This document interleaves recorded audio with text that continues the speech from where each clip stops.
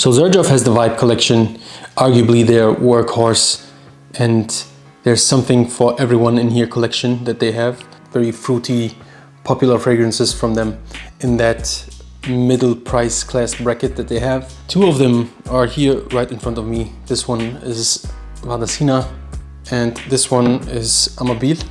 This one in the old bottle design, as you can see. So these two fragrances in front of me are arguably fails within that Vibe collection. The Vibe collection is pretty popular. They are known for fragrances like Erba Pura and Accento. Both of them have numerous flankers at this point. Initially, it was a fragrance from the branch of Xerjoff, which is Sospiro. And Sospiro had this Erba fragrance, and they have actually even more Erba flankers than Xerjoff itself. And Xerjoff just took them, basically created and concluded them in this Vibe collection.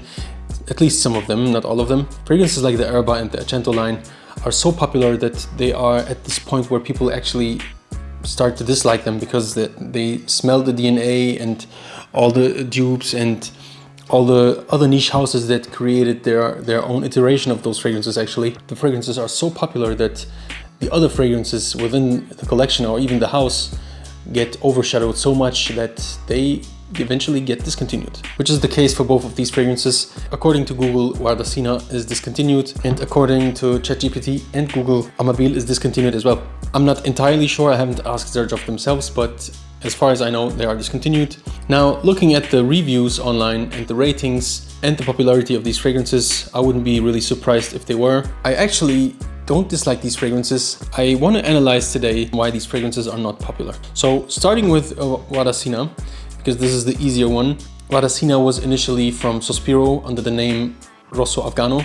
It's not special enough. It lacks a little bit of identity, just like Amabile as well. The problem with this type of fragrance is that some people will like it, some people will not. It's not offensive enough and not out there enough, you could say, for the super niche heads, but at the same time isn't mass appealing enough in its DNA and what it tries to do to be catered for the mass market. As it is right now, it's just too soft, and the rose is too soft and the tobacco is too soft, and it also has a little bit of this fresh greenness that I don't like.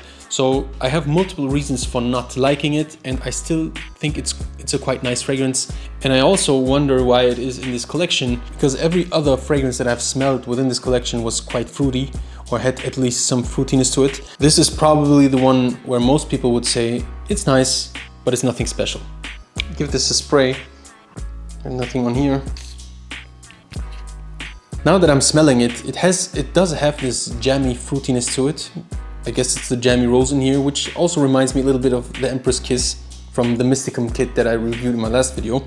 So interestingly enough, it actually does have something, you could say, fruity about it. Smelling it right now, it has this greenness, it has the tobacco. It is a rose fragrance, which by itself is pretty hard to do so that a lot of people in the market will like, right? It's just a fragrance that most people would say is nice, but just not special enough. And most people would not want to pay the money that you have to pay for a niche fragrance to smell of this. So that was Wardasina. Now let's talk about the more interesting one, even more disliked than Vadosina is. It's kind of a bit of a misunderstood fragrance. Most people that smell it, at least here in Germany, said it smells of Klostein, which is essentially urinal cake, or like toilet spray, whatever. All those synthetic, citrusy, floral smells that you know, for all kinds of different toilet cleaning purposes, basically. That's what people associate this with. The first thing that came to mind when I smelled this fragrance, I'm gonna give this one a spray here. It is quite tart and a little bit bitter in the opening, but the first thing that comes to mind when I smell this fragrance, lemon fruit fondant with like a chocolate glaze.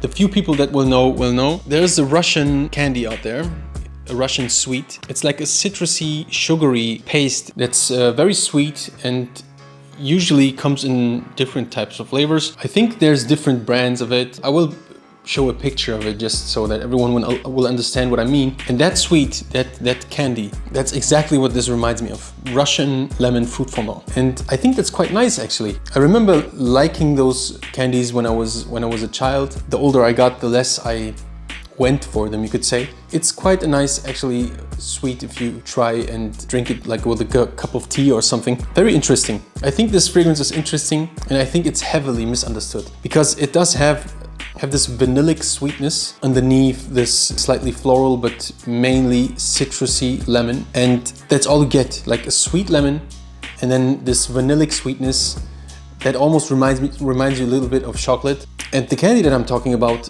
is actually, as I said, a fruit fondant, but then glazed with like dark chocolate. Yeah, the more I smell it, the more I have to think about that. Of course, it has a little bit of floral things going on in there. And people say this smells like very bad, urinal cakey, but I completely disagree.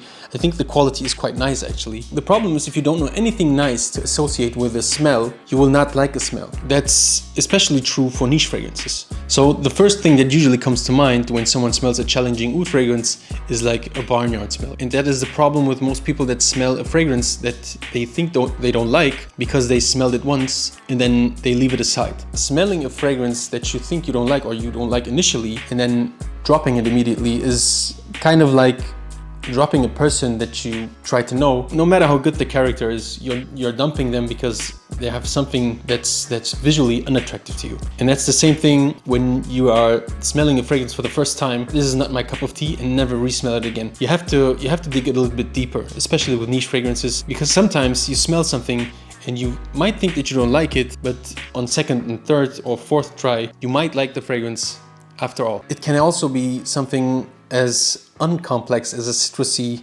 sweet vanilla fragrance like this one, which most people associate with citrusy toilet cleaner stuff. As I said, I completely disagree with. Instead of just going from what my mind is telling me by saying, yeah, this is barnyard, you're smelling barnyard. No, I know I'm smelling oud, and that's why I'm trying to dissect and smell and understand what the fragrance is trying to tell me. And that's how you have to approach fragrances, trying to like fragrances that you initially didn't like. I don't know, the same might apply to Vadosina, I'm not sure, but I think this fragrance is just like nice, right? And if you're nice to everyone, a lot of people might actually not like you. You can't go and be good with everyone, because at some point people will ask, why is he trying to be liked by everyone? And the same issue you actually have with fragrances that are liked by most people. That means if you're one of the more popular people, like Amabil in this context, at some point people will say, yeah, this guy, I've had enough of him. It's interesting. All of these creations have a character, right? And some is like more, some is like less. These two, unfortunately, didn't make the cut. That was my take on these two fragrances. Let me know what you think. Subscribe, like, share, hit the bell so you won't miss my next video. And then I hope to see you guys in the next one. Have a good one, and bye-bye.